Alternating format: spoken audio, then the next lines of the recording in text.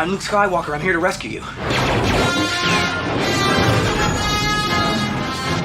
It is the most popular space adventure of all time. Exciting is hardly the word I would choose. It's one of the most groundbreaking sagas in Hollywood history. There'll be no one to stop us this time. It captured imaginations with an irresistible... This came to me through the success of Star Wars. It really is a wonderful... But it became such a phenomenon.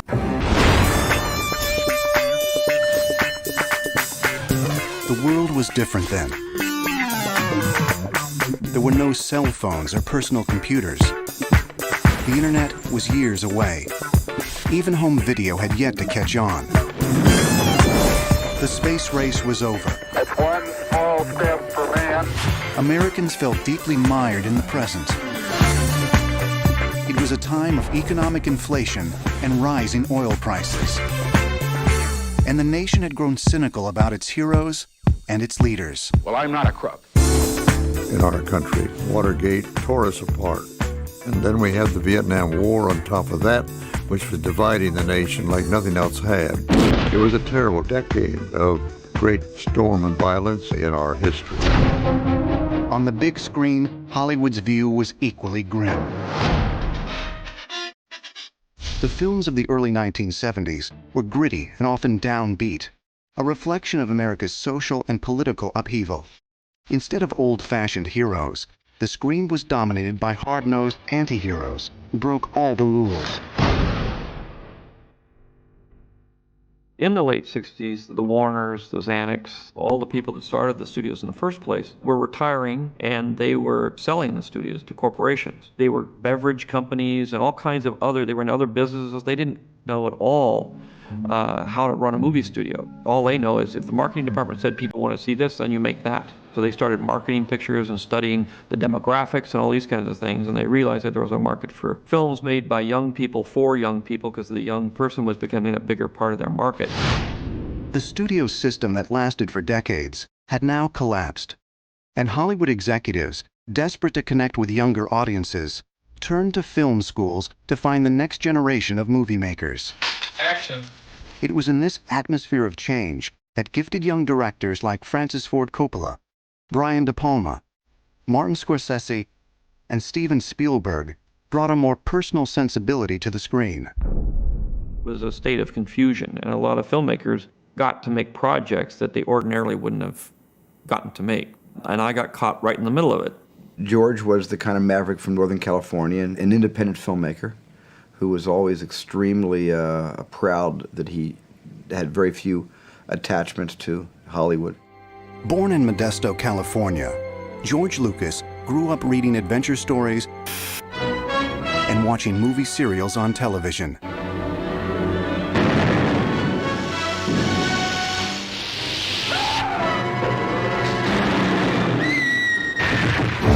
But it wasn't until college that his own dreams of filmmaking began to surface.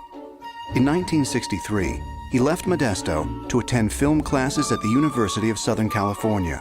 I was teaching at USC, and George was in one of the seminars. We talked about some of his early attempts at filmmaking. And I'll tell you, right from the beginning, George had a unique vision. George was a guy that thought out of the box, as you can certainly see by his student film THX 1138. THX 1138 40B. THX 1138 40B. This is authority. You will stop where you are.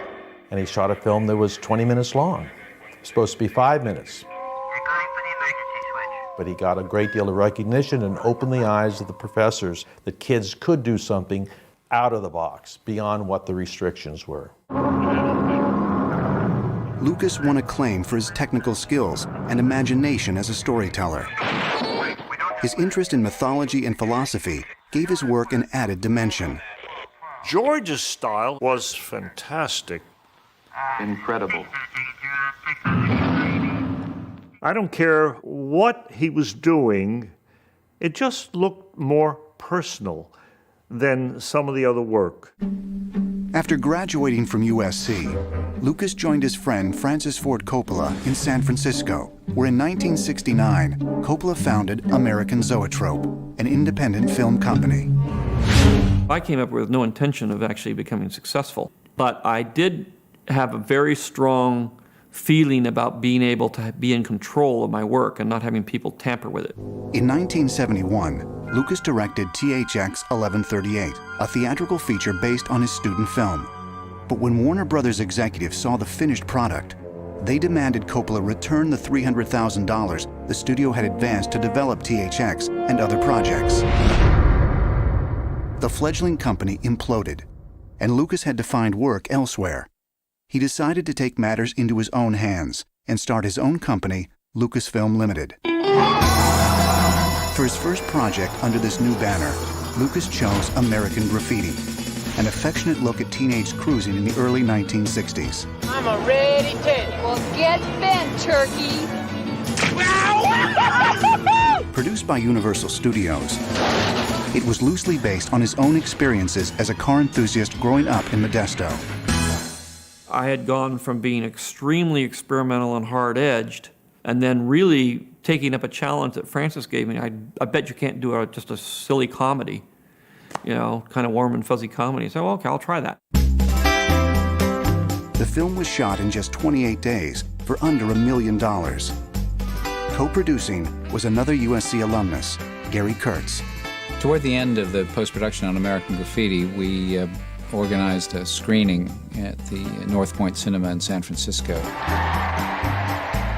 And we felt the reaction to the film was quite positive. But Ned Tannen from Universal was very upset.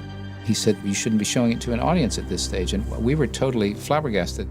My first film they didn't understand, and they meddled with it after it was all finished. Same thing with my second film. The corporate entity came in and jerry-rigged with it, cut 5 minutes out. But even before the release of American Graffiti, George Lucas's imagination was pointed at the stars. All during this time, he was talking about the fact that he would like to do a Flash Gordon kind of 1930s space opera, and he started working on that in earnest. And people said, of all things to pick, why in the world would you do that? The classic story.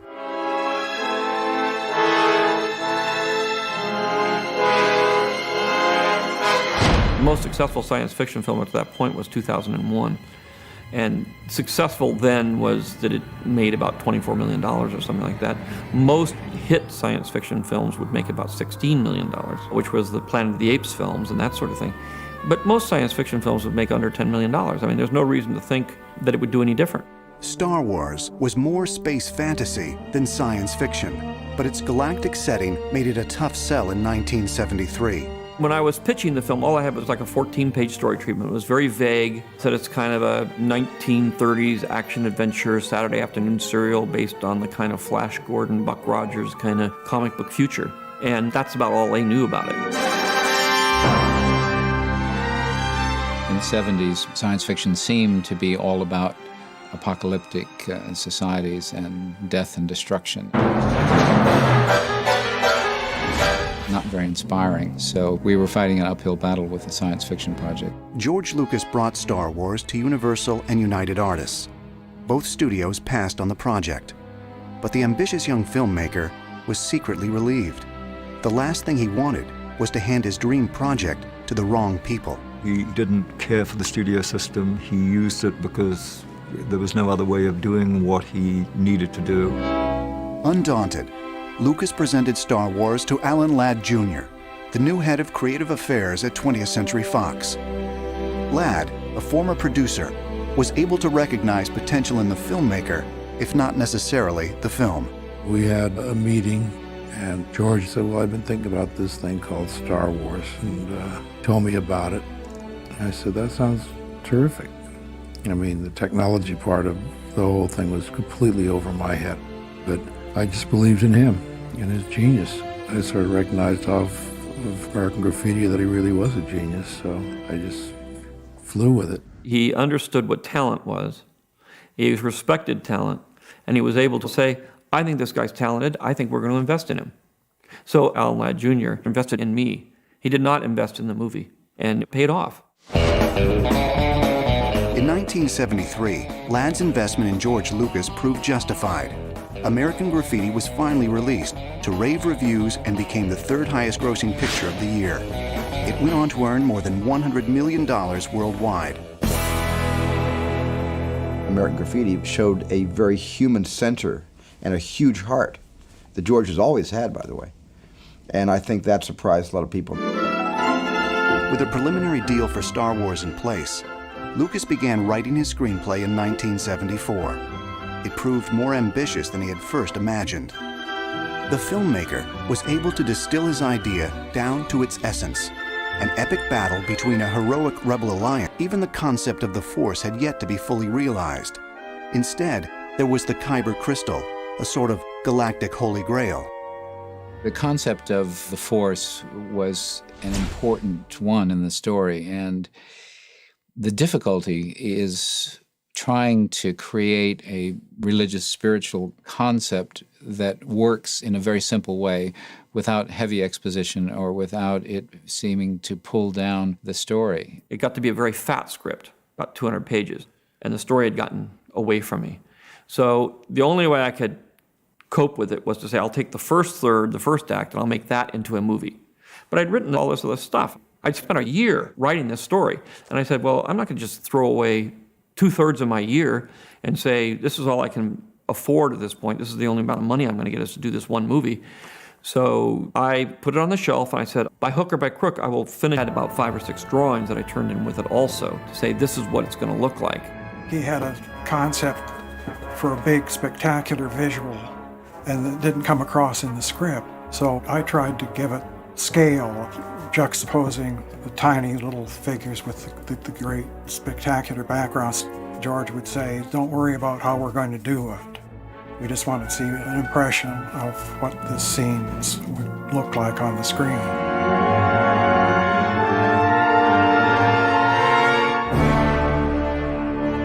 Macquarie's artwork won over the Fox Board of Directors, who soon approved a budget of just over $8 million.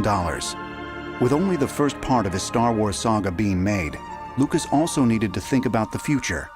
But his prior dealings with major studios had taught him to be cautious. When I made the deal for Star Wars, originally I made the deal before American Graffiti didn't even come out. Because Alan Ladd had seen the film American Graffiti, he said, I'll make a deal. But he made a very, you're going to make X number of dollars and this kind of thing. And it was a very, one-page memo.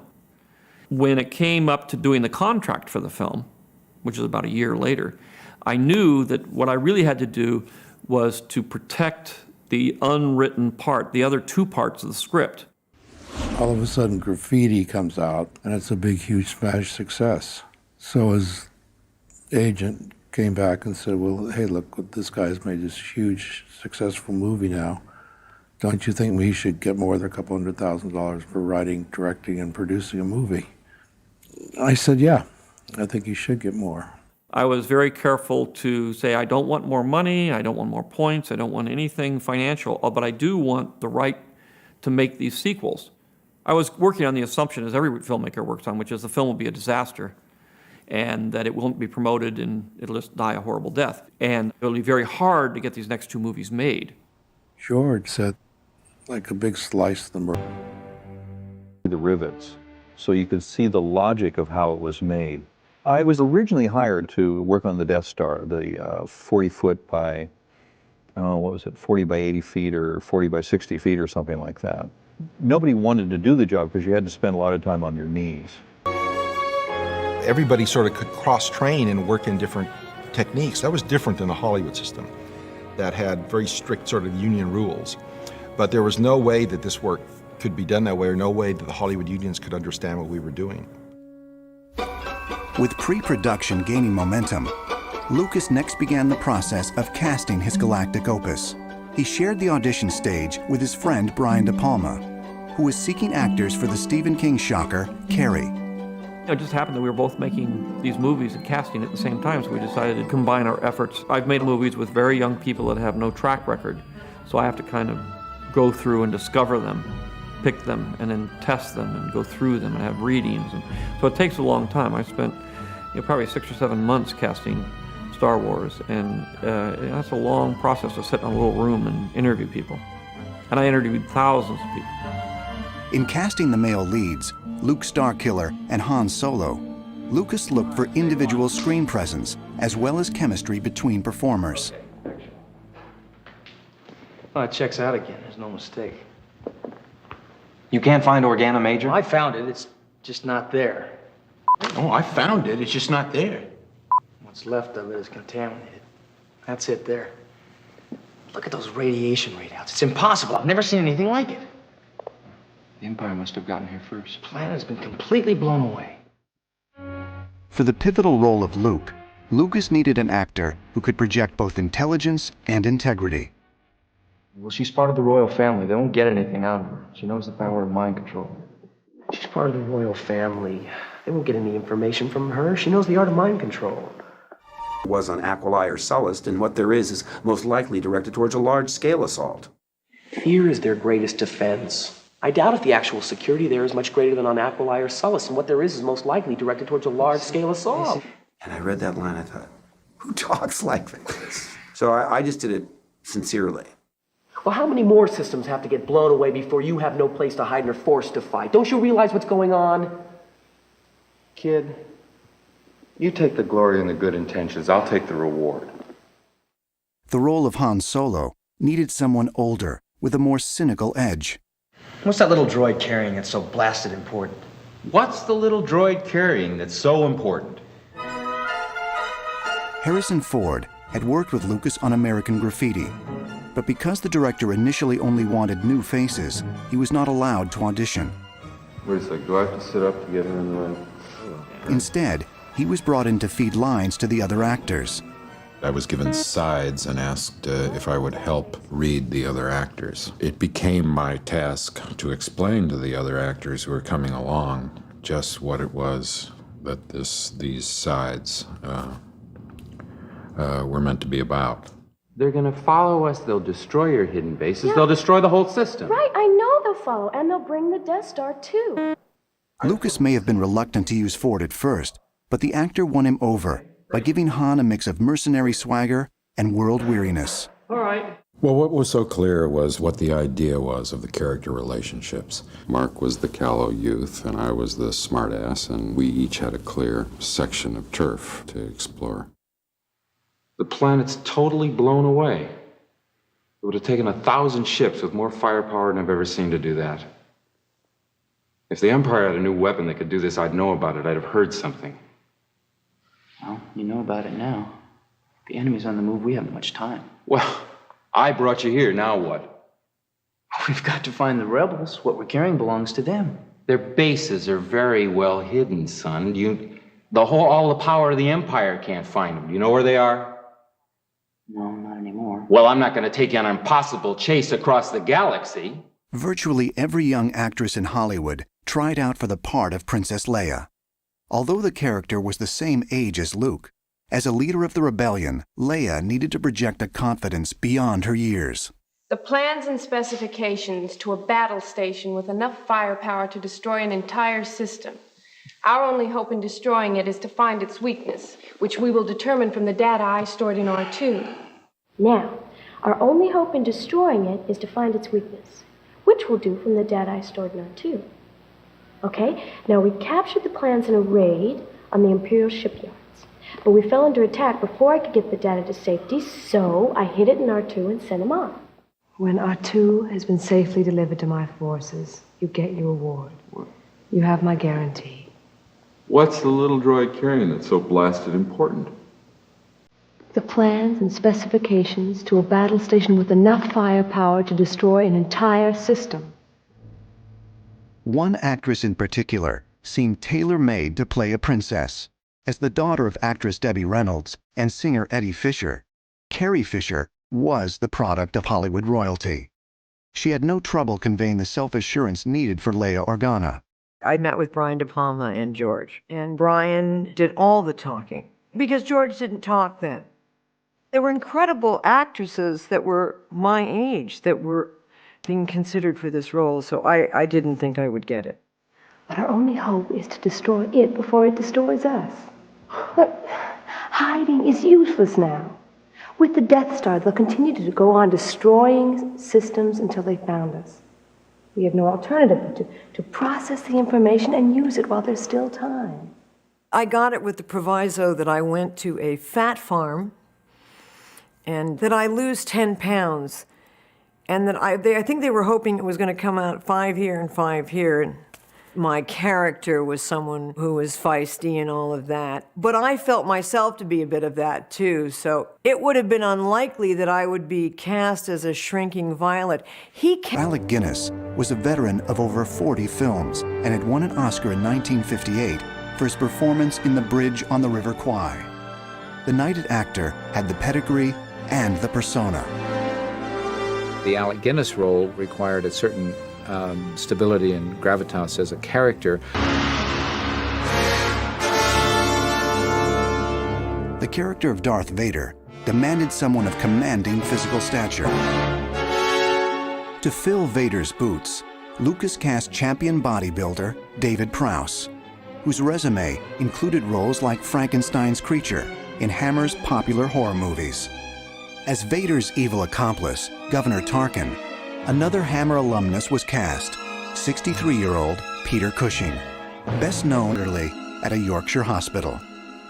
I sat down on one of the sofas, waiting for George. The door opened, and George walked in with Gary behind him. So naturally, what did I do? I'm raised in England. As soon as someone comes in through the door, I stand up. George goes, and virtually turned to Gary and said, I think we found him. Finding the right performers to portray robots was even more of a challenge. Production designers had constructed an assortment of robots and androids to populate the Star Wars universe.